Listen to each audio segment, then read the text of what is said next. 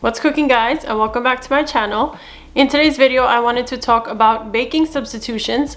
I get asked a lot about what ingredients to be substituted in replacement of the ones that I share in my baking recipes. So I decided, why not answer all of your inquiries and questions in one dedicated video. I'll try to answer all of your questions about substituting flour, eggs, dairy products, sugar, etc, etc. So I hope you enjoyed today's informational video. If you want me to do more of these, let me know in the comments below, and I'd love to do more of these. I'm also thinking about doing one on measurements and conversions from grams to cups. Do consider subscribing if you're new here and you'd like to join my foodie family, and also hit the bell icon so you're notified every time I upload a new video. And now let's get into it.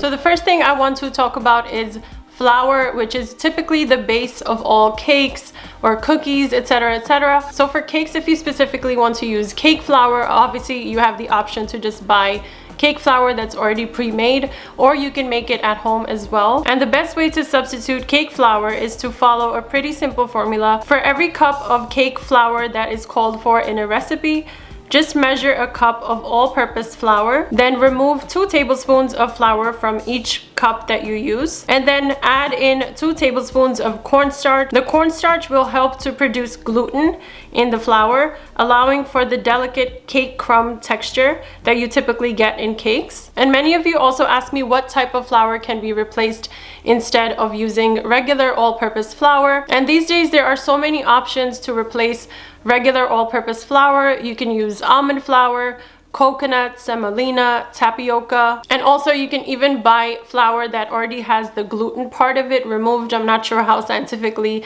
they would remove it, but you have so many options these days that you can really substitute any type of flour of your choice. So yeah, there are so many other replacement or substitutions that you can use for regular all-purpose flour or cake flour if a recipe calls for it. So next I want to talk about baking soda substitution. And I get asked a lot, is baking powder and baking soda pretty much the same thing? And yes, there are similarities, but they're also not 100% the same. I did not research scientifically what the difference is, so I'm not going to get into it too much. But if you do not have baking soda, you can replace it with baking powder. You have to use 3 times the amount of baking powder as a substitute for baking soda, basically, in a baked good recipe. So if a recipe calls for 1 teaspoon of baking soda, you're going to add 1 tablespoon of baking powder instead, which is 3 times as much as 1 teaspoon of baking soda. There's usually also a bit of salt in baking powder that is already added. This is something that we can't take out.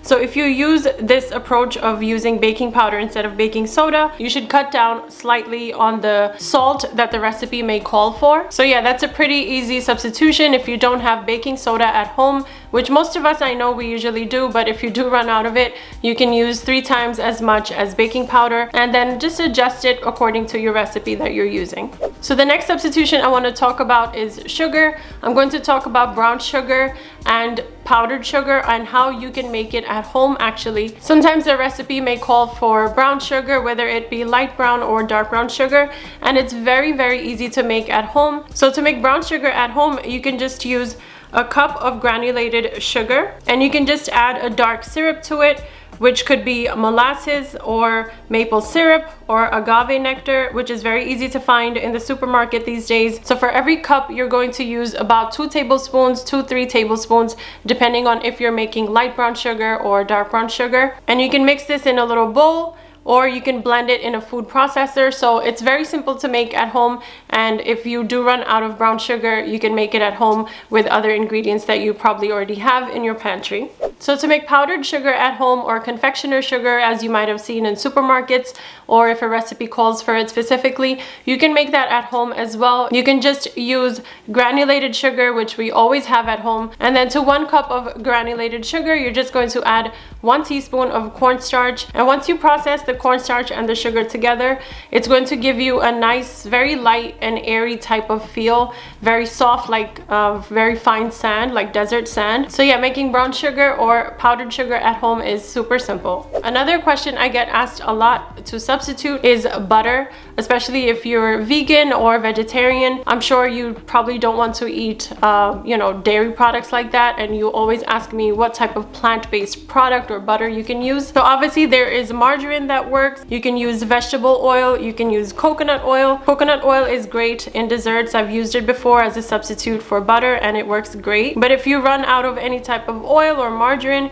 you can also use yogurt, or even applesauce is a great substitute for butter in a recipe. It will still give a moist texture to the cakes or cupcakes or cookies that you're making. So yeah, those are some simple butter substitutes. So let's go over some milk substitutes. These days there are so many options for milk out there. You have oat milk, almond, soy, rice milk. I mean, the list just is endless for milk options out there in the supermarket. It's always confusing on what type of milk to get. But if a recipe calls for regular milk, you can always substitute it with yogurt or sour cream. Or if you have a can of evaporated milk at home, you can thin that out by adding a little bit of water to make it a thinner consistency like regular milk. This is a question I get asked, but you know, the answer is really, what do you typically like to drink? That question really answers itself by what you prefer, what's your preference basically on the dairy products that you like to use.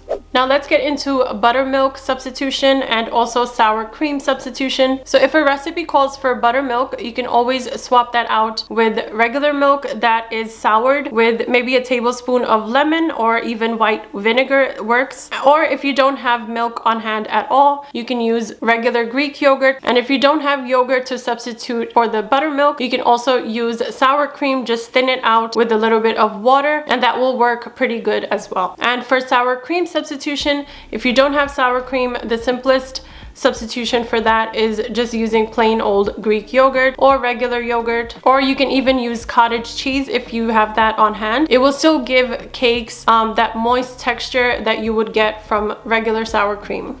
And then the last substitution, and probably my most asked questions from vegans and vegetarians alike, is what is a good egg substitute? And I always suggest to use applesauce. Applesauce is very easy to find in any supermarket, or you can make it yourself too. You can just boil a few apples with a little water and just blend it in your blender or food processor, and you have applesauce. So for every egg that a recipe would call for, you can use a 1/4 cup of applesauce, or even mashed bananas work really well. Or if you have ground flax seeds or chia seeds on hand, you can add 1 tablespoon of flaxseed or chia seed into 3 tablespoons of water. Just mix that up and it will look like a paste, and that amount you can use to substitute 1 large egg in a recipe. And if a recipe calls for specifically egg whites, you can always use some of that chickpea water that comes in the can of chickpeas. Just save maybe about a 1/4 cup and that would be your egg white substitution. So yeah, it's a very simple substitution for eggs. I know a lot of people are vegan or vegetarian and they stay away from most of the dairy products and eggs. There are still a lot of options to replace those items and still make the baked goods really delicious. So yeah, that is it for today's video. I hope you enjoyed it and I hope it was very informational and you got the answers that you were looking for or would be looking for in the future if you do make some of my baking recipes. Before I shared any baking recipes for this year, I wanted to do this video. I've actually wanted to do this video for a long time. Time just flew by and I didn't realize we were in the new year. So finally I get to do this video and I hope you enjoyed it. If you did, please leave me a comment below. It really helps out. Any questions you may have, also please ask. And if I didn't cover something in today's video for the substitutions, you can always ask me and I will answer and get back to you at my earliest convenience, obviously. So please do make sure to like, comment, share, and subscribe before leaving. I'll see you in the next one, guys. Until then, take care of yourselves.